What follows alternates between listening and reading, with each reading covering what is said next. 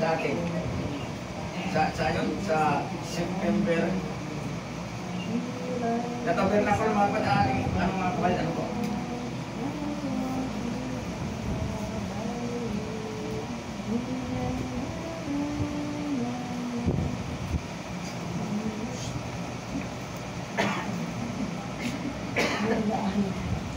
Ito mga kapatid, ang paanyaya na Diyos mga kapatid sa atin.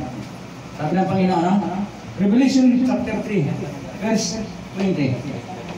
Revelation, mga kapatid. Ano sabi dito? Behold, I stand at the door and knock. Ngayon, ako'y tumatayo sa inyong pintuan at kumakatok. Ngunit, sabi dito, behold, sana yun? I stand at the door and knock.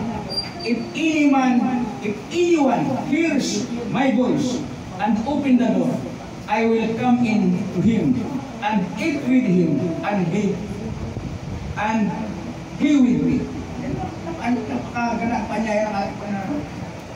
Kung hindi pa natin nakikilala si Kristo mga kapatid, nanunuktok siya ngayon sa ating mga kapatid. No? At kung ating tatanggapin, papasukin sa ating puso, ang Diyos ang magtitira sa atin. No? Ang sabi ni San Juan din, ang sabi ni San Juan sa atin, sa Revelation 21, verse 3, ang sabi nito, behold, the tabernacle of God is with men, and He will dwell with them, and they shall be His people. God Himself will be with them and be their God. Pangako ng Diyos, ano?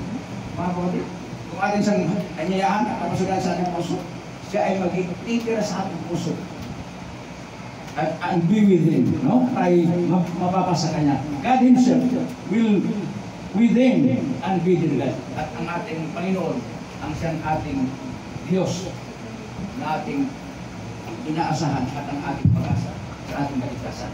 No? Kaya mga kapatid, sa bagay ito ay nag-aanyaya kung sino mayroong katanungan. Maganda, may tanong sana mga kapatid ako. Para, dito kasi sa ating mga kapatid, dito sa ating samahan mga Adventist ng Kristiyano, ito ay talakayan natin na kung saan, kung mayroong kang hindi na unawaan sa banal na kasulatan, ay ating pag-aaralan niya. Wala tayong hindi natakot. Hindi tulad ng iba mga kapatid. Ay, wala na yan, lipas na yan, di ba? Oo. Kaya, napaka, mga kapatid, ang ating talakayan ng ating pananampalataya.